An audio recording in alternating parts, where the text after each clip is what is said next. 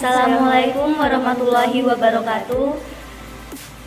Perkenalkan, nama saya Frika Tristaningrum dan di samping saya ada Azimatul Kuroma dan Zumratun Nagidah. Di sini kami akan mempresentasikan hasil diskusi kami yang berjudul Ejaan Bahasa Indonesia yang Benar.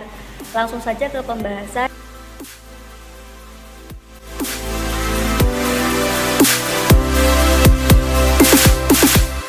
Pada pembahasan yang pertama yakni pengertian ejaan.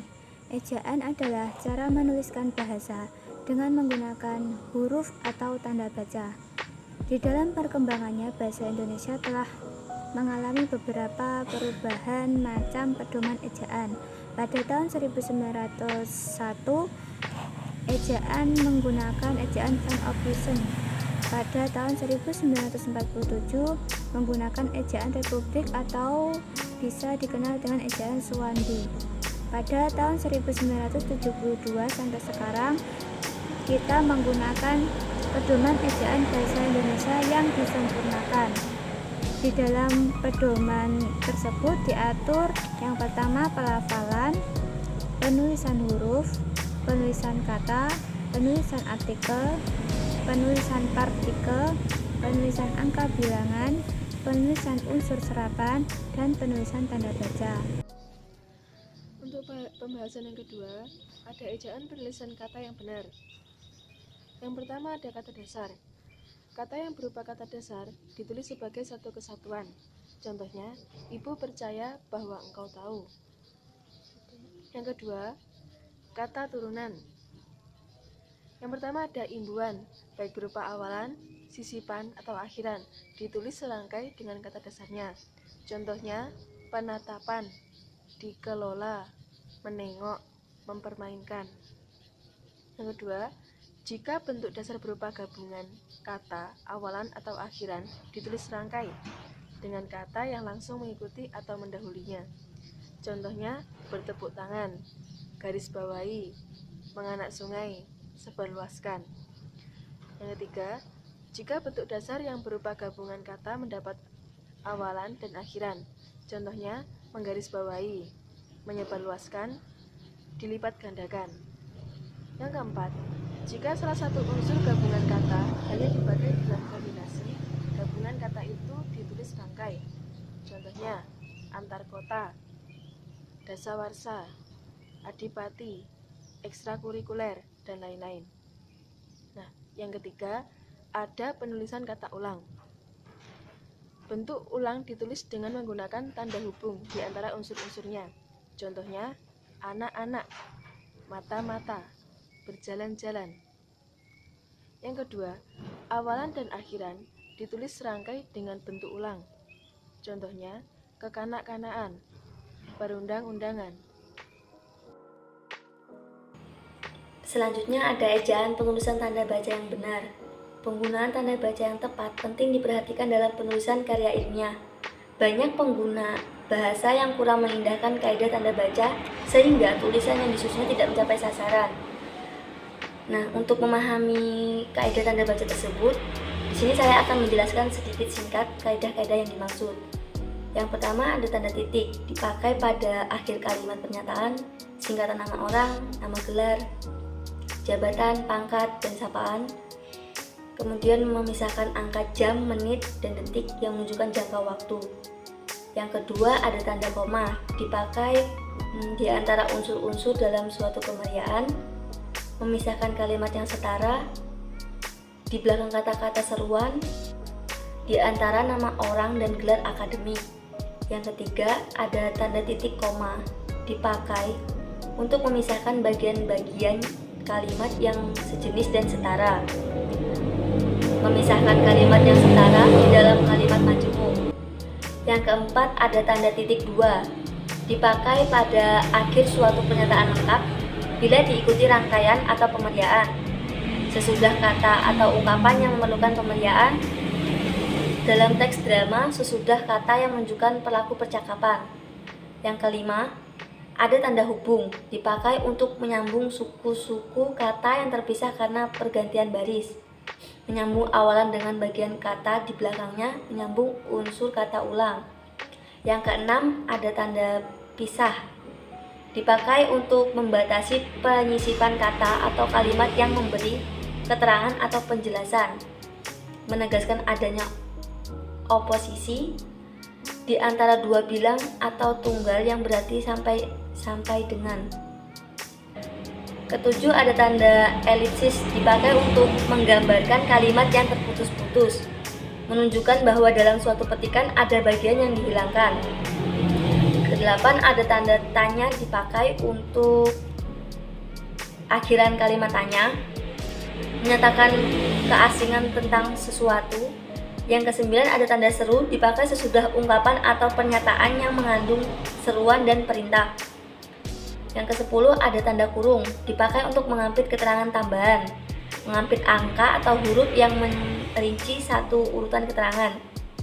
Mengampit huruf atau kata kehadirannya di dalam teks dapat dihilangkan.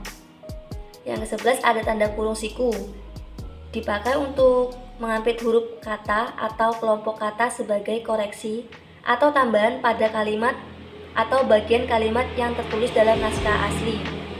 Mengampit keterangan dalam kalimat penjelas yang sudah bertanda kurung. 12, tanda garis miring, dipakai pada penomoran surat, alamat, dan masa tahun yang terbagi dalam 2 tahun takwin sebagai pengganti kata atau tiap. Yang ke-13, ada tanda petik tunggal, dipakai untuk mengampit petikan dalam petikan lain, mengampit makna, terjemahan, atau penjelasan kata asing. Pada pembahasan yang keempat, yakni ejaan penulisan singkatan yang benar. Untuk yang pertama, yakni singkatan nama orang, gelar, sapaan, jabatan, atau pangkat diikuti dengan tanda titik pada setiap unsur singkatan itu. Contohnya, S.E berasal dari sarjana ekonomi. Yang kedua, singkatan yang terdiri atas huruf awal setiap kata nama lembaga pemerintah dan ketatanegaraan, lembaga pendidikan, badan atau organisasi, serta nama dokumen resmi ditulis dengan huruf kapital tanpa tanda titik. Contohnya, NKRI berasal dari Negara Kesatuan Republik Indonesia. Kemudian, singkatan yang terdiri atas huruf awal setiap kata yang bukan nama diri ditulis dengan huruf kapital tanpa tanda titik. Contohnya, PT yang berasal dari perseroan terbatas. Yang ketiga, yakni singkatan yang terdiri atas 3 huruf atau lebih diikuti dengan tanda titik. Misalnya, dan DLL berasal dari dan lain-lain. Untuk yang keempat, yakni singkatan yang terdiri atas 2 huruf yang lazim dipakai dalam surat menyurat, masing-masing diikuti oleh tanda titik. Misalnya, S.D. berasal dari kata sampai dengan. Yang kelima, lambang kimia, singkatan satuan ukuran, takaran, timbangan, dan mata uang tidak diikuti tanda titik. Contohnya, Rp berasal dari kata rupiah, L berasal dari kata liter, KG berasal dari kata kilogram. Untuk yang keenam, akronim nama diri yang terdiri atas huruf awal setiap kata ditulis dengan huruf kapital tanpa tanda titik. Misalnya, LIPI besar semua berasal dari kata Lembaga Ilmu Pengetahuan Indonesia. Yang ketujuh, akronim nama diri yang berupa gabungan suku kata atau gabungan huruf dan suku kata dari deret kata ditulis dengan huruf kapital. Misalnya, Suramadu yang besar hanya S-nya saja. Suramadu berasal dari kata Surabaya, Madura. Yang kedelapan, yakni akronim bukan nama diri yang berupa gabungan huruf awal dan suku kata atau gabungan suku kata ditulis dengan huruf kecil. Contohnya, IPTEK. IPTEK-nya kecil semua, berasal dari kata ilmu pengetahuan dan teknologi. Contoh lainnya yakni pemilu. Pemilunya semuanya hurufnya kecil semua, berasal dari kata pemilihan umum. Untuk pembahasan yang kelima, ada ejaan penulisan kata yang diadopsi dari bahasa asing. Cara penulisan kata atau ungkapan bahasa asing, daerah, atau yang bukan bahasa Indonesia yang benar sesuai EYD dan PUEBI. Yang pertama, untuk menuliskan kata atau ungkapan yang bukan bahasa Indonesia menggunakan huruf miring. Misalnya, nama ilmiah buah manggis adalah Sersinia mangisana. Yang kedua, kata atau ungkapan asing yang telah diserap ke dalam bahasa Indonesia, penulisannya diperlakukan sebagai kata Indonesia, yaitu tanpa dicetak miring. Misalnya, negara itu telah mengalami 4 kali kudeta. Yang ketiga, untuk merangkai unsur bahasa Indonesia dengan unsur bahasa asing atau bahasa lain menggunakan tanda hubung. Misalnya, di smash.